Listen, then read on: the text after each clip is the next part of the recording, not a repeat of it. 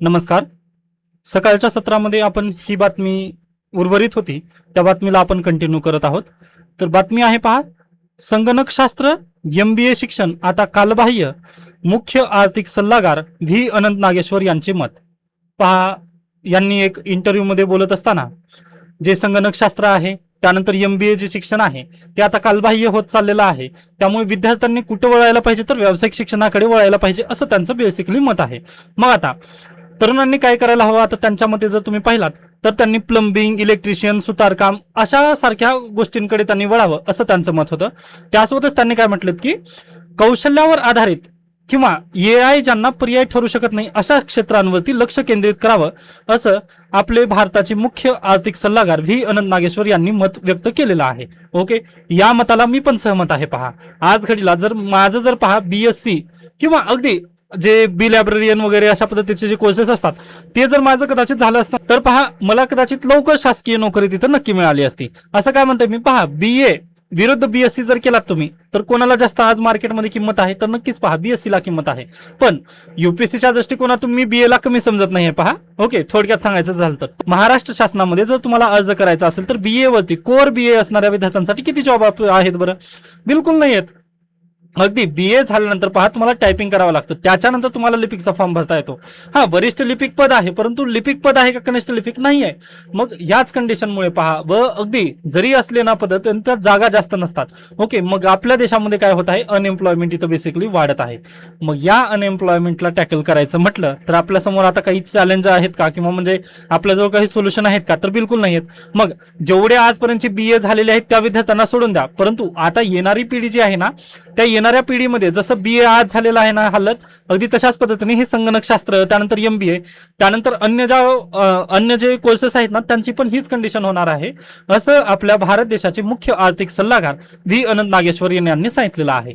Okay, मग I hope हा point तुम्हाला नक्की क्लिअर झाला असेल की बाबा BA सारखंच आता MBAचं पण कोर्स होणार आहे. कारण पहा सगळीकडे आर्टिफिशियल इंटेलिजन्स आहे व त्यामुळे पहा मार्केटिंगचं क्षेत्र बदलत आहे, तसंच संगणकशास्त्राचं पण आहे. म्हणजे पूर्वी जे कम्प्युटरचं सायन्स तुम्ही करत होतात ना ते आता आर्टिफिशियल इंटेलिजन्सला पूर्ण बदलून टाकलं आहे. जसं एन्थ्रोपिक मार्केटमध्ये आल्यानंतर पहा पूर्ण अमेरिका त्यानंतर इंडियाची झोप उडून गेलेली आहे बँकिंग सेक्टरची आपल्या भारत देशाच्या, की एन्थ्रोपिकचे जे मॉडेल्स आहेत ते जर भारत देशामध्ये लॉन्च झाले ना तर पूर्ण बँकिंग सिस्टीम जी आहे ती भारत देशाचं कोलमडू शकतं, एवढं त्यामध्ये चेंजेस आहेत. त्याचं मी होमवर्कसाठी केस स्टडी पण दिली होती. ओके, मग पहा, मग असं असताना AI जर येत असेल तर यासाठी आपल्याला काय करणं गरजेचं आहे, तर विद्यार्थ्यांनी किंवा आपल्या देशामध्ये चॅलेंज काय सध्याला अनएम्प्लॉयमेंट आहे. मग या अनएम्प्लॉयमेंटला जर आपलं बाजूला करायचं असेल तर आता काय विद्यार्थ्यांनी करायचं, तर नक्कीच कौशल्य केंद्रित जे कोर्सेस आहेत ना त्यांना भाग घ्यावा असं व्ही अनंत नागेश्वर यांचं मत आहे. ओके, हा पॉईंट क्लिअर आहे. नेक्स्ट आहे पहा, देशातील बेरोजगारी, तंत्रज्ञानाचे संकट, जागतिक अर्थव्यवस्था, मोफतच्या योजना आणि भारतीय नागरिकांचे आरोग्य या विविध महत्वाच्या मुद्द्यांवर सडेतोड त्यांनी भाष्य केलं. या मताशी मी अगदी सहमत नाहीये.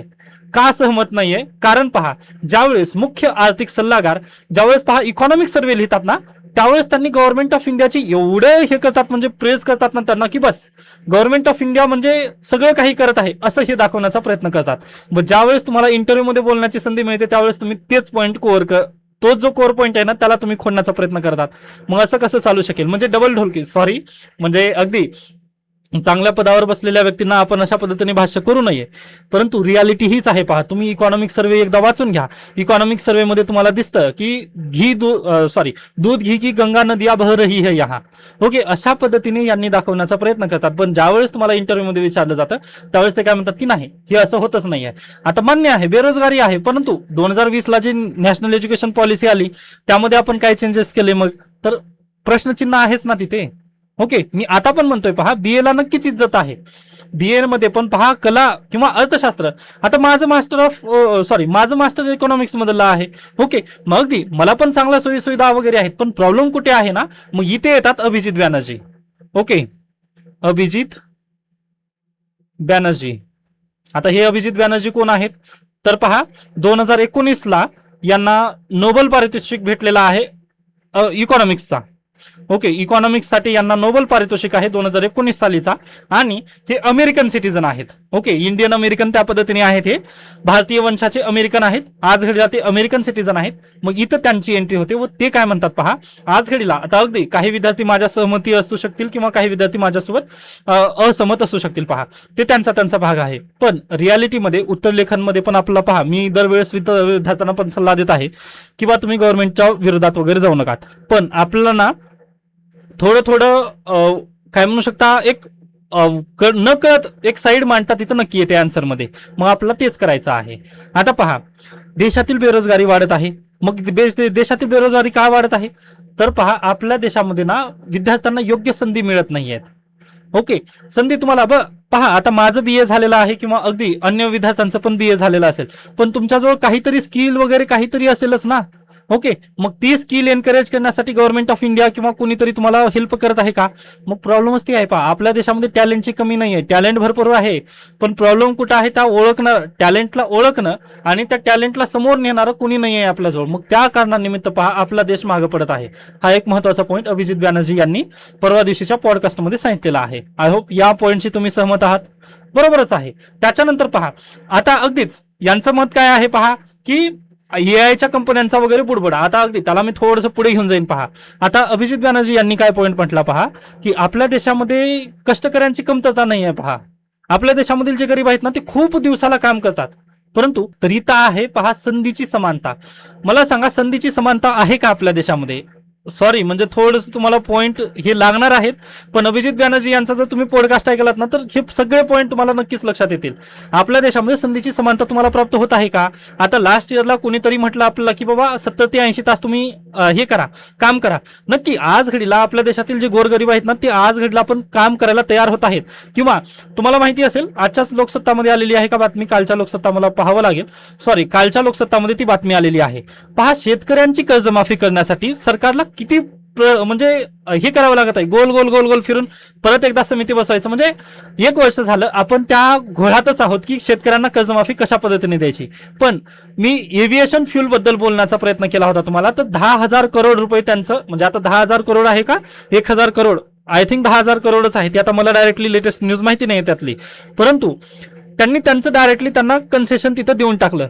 परंतु तेच जर तुम्ही शेतकऱ्यांच्या कर्जमाफीबद्दल जर बोललात ना, तर तिथं काय होतं, नाही शेतकऱ्यांची कर्जमाफीला जर केलं तर बँका कोलॅप्स वगैरे होतील, असे आपण तिथं तर्क द्यायला लागत आहोत. मग हे कुठेतरी थांबणं गरजेचं आहे. किंवा पहा, अगदी आपण संधीची समानता आपलं भारतीय संविधान पण म्हणतं. भारतीय संविधानामध्ये जे डीपीएसपी आहेत पहा, डीपीएसपी मध्ये हाच पॉईंट आहे की सगळ्यांना संधीची म्हणजे डीपीएसपी मध्ये काय म्हणतं, इन्कमचं जे डिस्ट्रीब्युशन आहे ना, ते सगळ्यांना समान व्हायला पाहिजे. परंतु आपल्या देशामध्ये होत आहे काय सध्याला पहा, इन्कमचं समान डिस्ट्रीब्युशन होत नाहीये. आणि संधीची जी समानता आहे ती आपल्या भारतीय संविधानात मूलभूत हक्क आहे. बरोबर, प्रत्येकाला संधी तिथं निर्माण व्हावी असं भारतीय संविधानाचं म्हणणं आहे. बरोबर, पण पहा, जे गरीब आहेत ना त्यांना संधी तिथं प्राप्त होत नाही, किंवा जे बीएचे विद्यार्थी आहेत त्यांना संधी तिथं योग्य पद्धतीने प्राप्त होत नाही. मग याच कारणानिमित्त सध्याला प्रॉब्लेम काय आहे पहा, तर बेरोजगारी वाढत आहे, त्यासोबतच दिवसेंदिवस इन्कमचं जे डिस्ट्रीब्युशन आहे ते पण बेसिकली तिथं तफावत चाललेला आहे. मग आय होप हा पण पॉईंट तुम्हाला क्लिअर झाला असेल. त्याच्यानंतर पहा, आता आपण एआय बद्दल बोलूयात. एआय कंपन्यांचा बुडबुडा, यामुळे पण नोकऱ्या जात आहेत, हे आपण मान्य केलं ना. मग आपण त्याबद्दल काही काम करत आहोत का. आर्टिफिशियल इंटेलिजन्सला टॅकल करण्यासाठी आपल्या भारत देशाने काय काय निर्णय घेतलेले आहेत हे आपल्याला सांगता येतील का. तर पहा, अगदीच आपण रेसमध्ये खूप मागे आहोत. आर्टिफिशियल इंटेलिजन्सच्या रेसमध्ये आपण खूप मागे पडलेले आहोत. मग याला आपल्याला टॅकल करावंच लागेल. व पहा, मग आता अभिजित बॅनर्जी इथं काय म्हणतात पहा, त्यांनी म्हटले की आज घडीला जी आयफोन बनवणारी कंपनी आहे, ओके, आयफोन कशा पद्धतीने बनवते, ती फक्त एकदा साचा बनवते, अशा पद्धतीने एक सॉफ्टवेअर बनवते, iOS 27 नावाचं एक सॉफ्टवेअर बनवले व अशा पद्धतीने त्यांनी एक साचा बनवतात. मग त्या साच्यामध्ये जर त्यांनी मोबाईल टाकलं ना, ते अगदी 2 मिनिटात ते मोबाईल बनतं. फक्त त्यांना ना एकदाच कष्ट घेण्याची गरज असते. IPR साठी त्यांना फक्त एकदा कष्ट घ्यावं लागतं. मग ज्यावेळेस त्यांनी एकदा कष्ट घेतले, मग त्याचा परिणाम पाहताना दिवसेंदिवस त्याचा नफा प्राप्त होत जातो. मग ह्याच कारणानिमित्त पहा, जे इंडस्ट्रीज वगैरे त्यांना आपण जास्त प्रोत्साहन देणं गरजेचं आहे. ओके, मग इथं अशा पद्धतीने संधी निर्माण करून देणं गरजेचं आहे गव्हर्नमेंट ऑफ इंडियाने. ओके, मग हे पहा प्रॉब्लेम थोडंसं मुख्य आर्थिक सल्लागार जे आहेत ना, ते थोडंसं वेगळ्या पद्धतीने बोलत आहेत. व मी असं का म्हटलं, कारण ह्यांनी स्वतःच्याच निगेटिव्ह बोलत आहेत. कारण इकॉनॉमिक सर्वे ज्यावेळेस येतो ना, आता ह्या वर्षी पण त्यांनीच आहेत ना, पुढल्या वर्षी वाटल्यास तुम्ही पहा 2027 इकॉनॉमिक सर्वे काढून पहा तुम्ही, म्हणजे आल्यानंतर. ओके, त्यामध्ये पण त्यांनी असंच बोलतील की भारत सरकार खूप प्रयत्न चांगलं करत आहे, सर्व काही चांगलंच आहे, पण ज्यावेळेस तुम्हाला इंटरव्ह्यूची संधी देता येते त्यावेळेस तुम्ही काय म्हणता की नाही आपल्या देशात सगळंच काही चांगलं जातच नाहीये, असं हे जे म्हणत आहेत ते थोडंसं कुठेतरी मारक आहे. त्याच्यानंतर आता इथे जाता जाता त्यांनी काय म्हटलं की मोफतच्या योजना आणि भारतीय नागरिक यावरती कुठेतरी पहा, सॉरी, भारतीय नागरिकांचं ते पुन्हा बोलूयात, पण मोफतच्या योजनामुळे ना निगेटिव्ह इम्पॅक्ट पडत आहे आपल्या अर्थशास्त्रावरती, असं व्ही अनंत नागेश्वर यांचं मत आहे.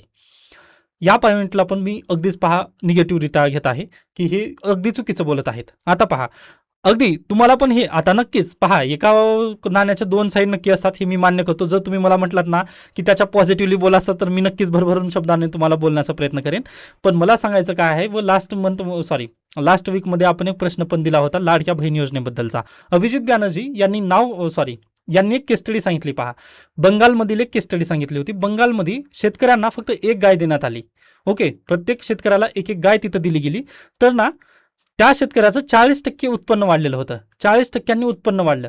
मग मला सांगा, फ्रीबीज देणं गरजेचं आहे का नाही? तर बिलकुल यस. तुम्हाला जर प्रश्न इंटरव्ह्यूमध्ये पण विचारला ना की फ्रीबीज द्यायचं का, तर बिलकुल द्यायचं. महाराष्ट्र सरकार का देत आहे मग? ते तर कारण आहे ना. आय होप तुम्हाला समजत असेल. महाराष्ट्र सरकारला तुम्हाला कधी पण डिफेंड करायचं आहे. ओके, मी आता तुम्हाला जे काही बोलत आहे ते कशाबद्दल बोलत आहे, तर व्ही अनंत नागेश्वर पहिल्यांदा ज्यावेळेस इकॉनॉमिक सर्वे येतात त्यावेळेस ते गव्हर्नमेंट ऑफ इंडियाची भरपूर साईड घेतात, पण ज्यावेळेस इंटरव्ह्यूमध्ये बोलतात ते त्यांच्या निगेटिव्ह झालेले आहेत.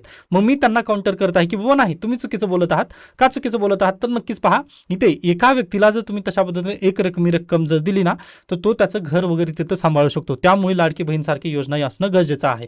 व लाडक्या बहीणसारखी जी योजना येईल त्यामुळे काय होतं पहा, त्यांचं फायनान्शियल डिपेंडन्सी जी आहे, दुसऱ्यांवरती डिपेंडंट राहणं जे आहे ते कमी होऊ शकतं. त्यामुळे महिला सक्षमीकरण होईल.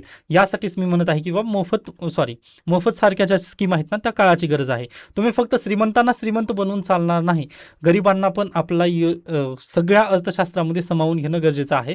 मग इथंच ते एंट्री पहा या आर्टिकलची. कुठे गेला तो आर्टिकल? मग इथंच एंट्री आहे पहा ह्या आर्टिकलची. आता अगदीच अमेरिकेमध्ये इलॉन मस्क हे आता पहिले झालेत, किंवा इलॉन मस्क यांची संपत्ती भरभरून वाढली, मग त्यांनी IPO पण लॉन्च केला. याबद्दल हा आर्टिकल आलेला आहे. मग आपले भारतीय पण काय करतायत, इलॉन मस्क यांची जी कंपनी आहे SpaceX, त्यामध्ये गुंतवणूक करण्याचे थोडेसे वाटा त्यांनी शोधत आहेत. मग अगदी इतर लेखक काय म्हणत आहेत पहा, की अगदी फक्त तुम्ही एका व्यक्तीलाच तुम्ही तिथं जास्त का मोठं करत आहात. ओके, फक्त एका व्यक्तीला जर तुम्ही मोठं केलात ना, तर उद्या पहा एकच व्यक्ती काय करू शकतो, दुसऱ्या देशामधील निर्णय बदलण्यासाठी पण तो भाग पाडू शकतो. आता अगदी इथं त्यांनी इलॉन मस्क वगैरे यांचं उदाहरण त्यांनी घेतलेलं आहे. कोणत्याही देशामध्ये फक्त एकाच नागरिकाकडे सगळ्यात जास्त संपत्ती असू नये यासाठी पहा लेखकांनी एक उदाहरण इथं देण्याचा प्रयत्न केलेला आहे इलॉन मस्क यांचा. पहा, इलॉन मस्क आज घडीला कोणती कार बनवतात? टेस्ला कार बनवतात, बरोबर. मग टेस्लामध्ये काय इलेक्ट्रिक चालणारी ही कार आहे. मग टेस्लामध्ये इलेक्ट्रिक कारसाठी पहा, इलेक्ट्रिक व्हेकलसाठी बॅटरी लागते. ती बॅटरी बनते कशापासून? तर लिथियम पासून बनते. मग लिथियम ट्रँगल कुठं आहे आपल्याकडे? तर नक्कीच पहा साऊथ अमेरिका कंटिनेंटमध्ये आहे. ABC. ओके, ABC हे तुम्ही मला प्लीज लिथियम ट्रँगल सांगायचं आहे कमेंट सेक्शनमध्ये. मग यामधील जे बी आहे ना ते आहे बोलिव्हिया. मग इलॉन मस्क यांनी काय केले पहा, अगदी आज घडीला इलॉन मस्ककडे भरपूर संपत्ती आहे. मग इलॉन मस्कने काय केलं पहा, ह्या बोलिव्हियामधलं जे सरकार आहे त्यालाच त्यांनी खरेदी केलं. म्हणजे पहा, अगदी देशाला खरेदी करणं म्हणजे त्यातील जनतेला खरेदी करायचं नाही, तर फक्त त्या सरकारमध्ये जो व्यक्ती बसलेला आहे ना त्याला फक्त पैसा टाकला ना तो त्याच्यासारखेच निर्णय घ्यायला लागतो. मग ती बोलिव्हियामध्ये पण तसंच झालं पहा. बोलिव्हियामध्ये जेवढं काही लिथियम आहे ना ते कोणाच्या मालकीचं व्हायला लागलं? मग तर फक्त इलॉन मस्क यांच्या मालकीचं व्हायला लागलं. मग हे ज्यावेळेस बोलिव्हियामधील जनतेला समजलं ना, त्यावेळेस त्या जनतेने पहा स्वतः रस्त्यावर उतरून त्यांनी तेथील जे सरकार आहे ना त्याला त्यांनी उलटून टाकलं. मग अगदी अशा क्रांती वगैरे होऊ शकतात. मग यासाठी त्यांनी म्हटले की पहा, इथं लेखकांना काय म्हणायचं आहे मग इथं बेसिकली, की बाबा तुम्ही दुसऱ्या देशाचे पण निर्णय इन्फ्लुएन्स होऊ शकतात. यासाठी फक्त पहा एकाच व्यक्तीला तुम्ही जास्त मोठं वगैरे बनवू नका. आता नक्कीच हे इंडिया सेंट्रिक जर म्हटलात तर आता मी तिथं बोलणार नाहीये, कारण मोर दॅन सफिशियंट आहे. तुम्ही आता सजग झालेले आहात व तुम्हाला लगेच समजलं की बाबा इथं पद्धतीने हे पॉईंट लागलेलं आहे. आय होप तुम्हाला समजलं असेल. व त्याच्यानंतर मी आर्टिकलची ज्यावेळेस सुरुवात केली होती पहा, की आपल्या देशामध्ये गरीब आज घडीला भरपूर काम करत आहेत, परंतु त्यांची संपत्ती वाढत आहे का? तिथं बिलकुल नाहीये. त्यांचे कामाचे तास तिथं नक्की वाढत आहेत, परंतु त्यांची संपत्ती वाढत नाहीये. आणि दुसरीकडे जर तुम्ही पाहिलात ना तर दुसऱ्या व्यक्तींची भरभरून संपत्ती तिथं वाढत आहे.